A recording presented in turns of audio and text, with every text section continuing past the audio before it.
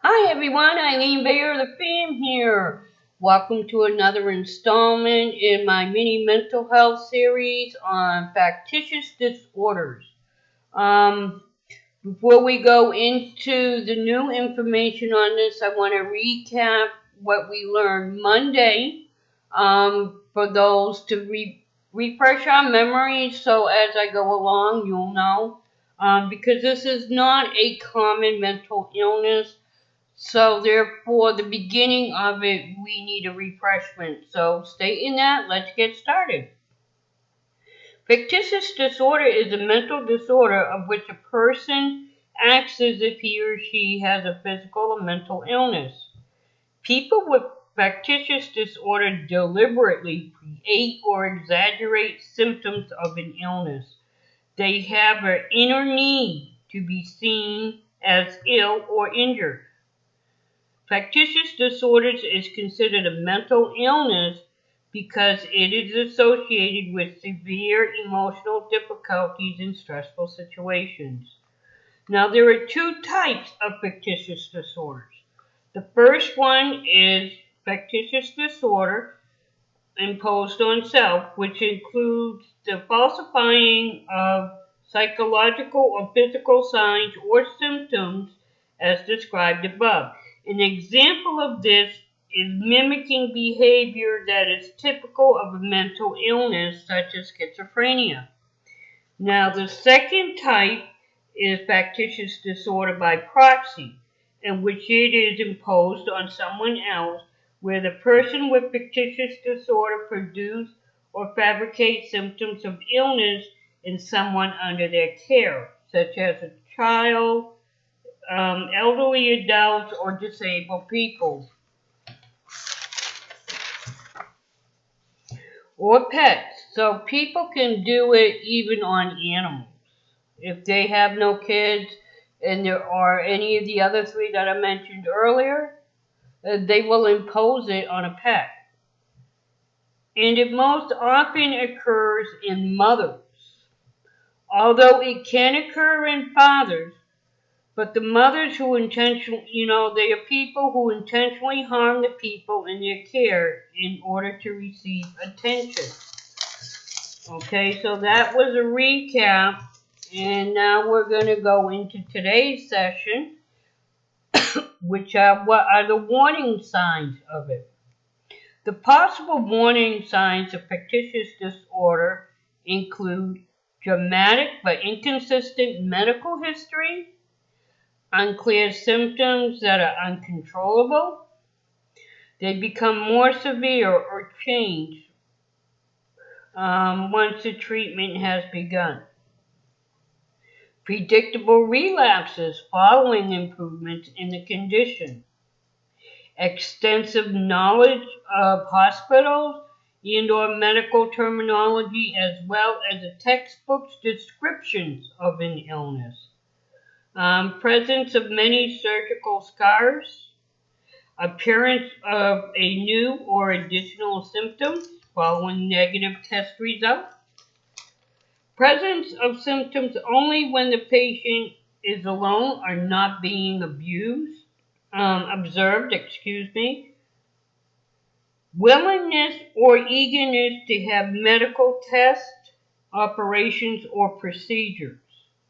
History of seeking treatment at many hospitals, clinics, and doctor's offices, possibly even in different cities. Reluctance by the patient to allow healthcare to meet with or talk to family members, friends, and prior healthcare providers. In other words, they're very secretive. If you try to get a history, they will automatically try. They're real reluctant to talk about it. Refusal of psychiatrical or psychological evaluation, because they know once they do this, then they can't do it no more. So they refuse to go for testing. Forecasting negative medical outcomes despite evidence of this, sabotaging discharge plans, or suddenly becoming more ill as one is about ready to be discharged from the hospital setting. So there's a lot of signs that you can look for somebody like this. Um,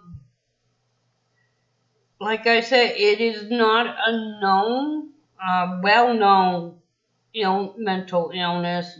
There's not a lot of history on it because not a lot of people have it.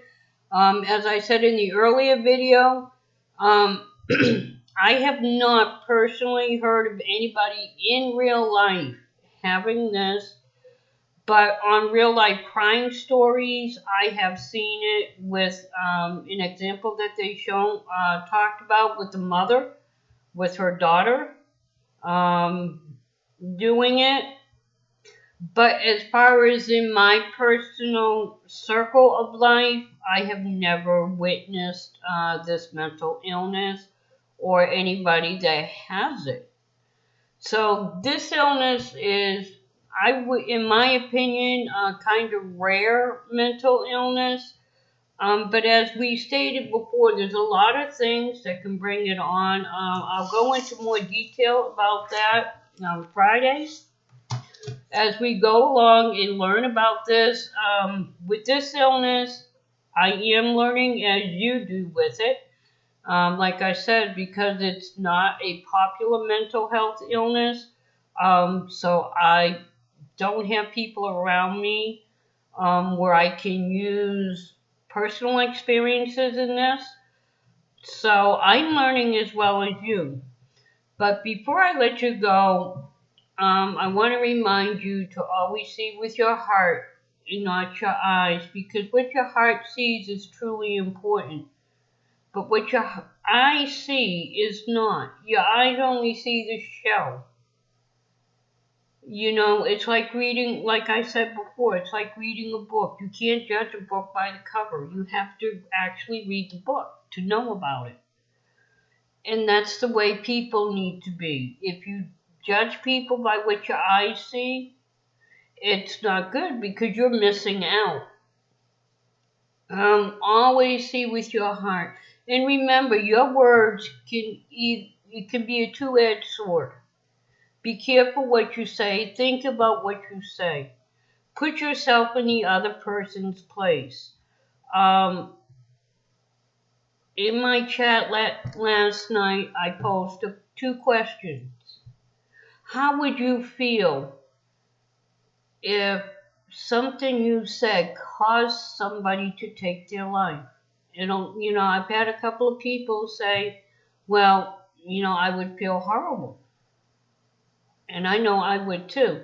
And then I asked, now, how would you feel if instead you said something uplifting, encouraging, or inspiring to somebody, and you made that person who was going to commit suicide realize that their life is worth it? It was a wonderful feeling, and people said I would feel wonderful. And as far as health-wise, because I've done a lot of research on this, laughter is truly the best medicine. When you are happy and you make other people happy, seeing them smile and stuff releases endorphins inside of our own body. So it's not just beneficial to the person that you're uplifting, it's beneficial to you. Because them endorphins that get released in our body are healing endorphins. They heal the inner body,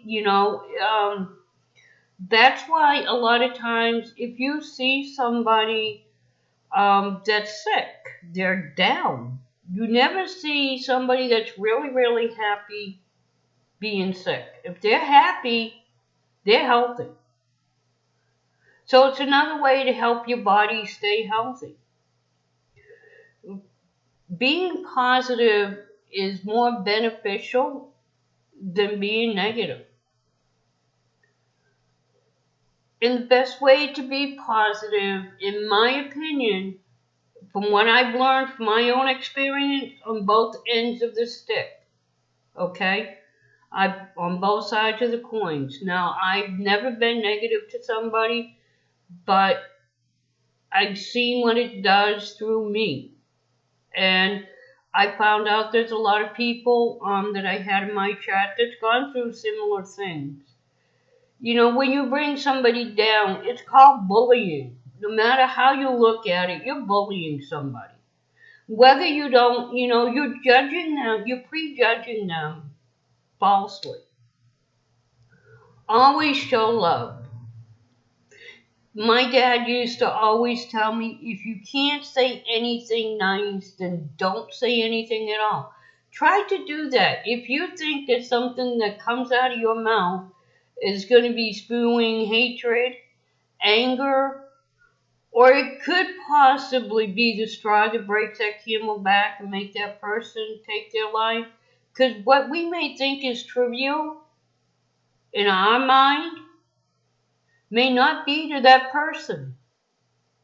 They may have had such a rotten time that all it takes is one more bad comment and that's it. They end their life.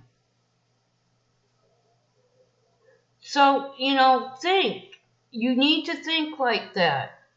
Could I be the straw that breaks the camel back?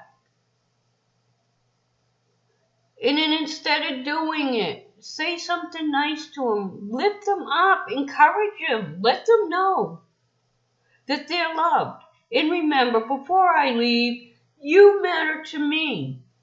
You're important because you were uniquely made. And I love you and accept you for who you are. So until I see you again tomorrow, remember, I love you with all my heart and I'm here. Just reach out. My arms will hold you tight. I will give you a hug. I will encourage, uplift, and inspire you. I love you. Mwah. Bye.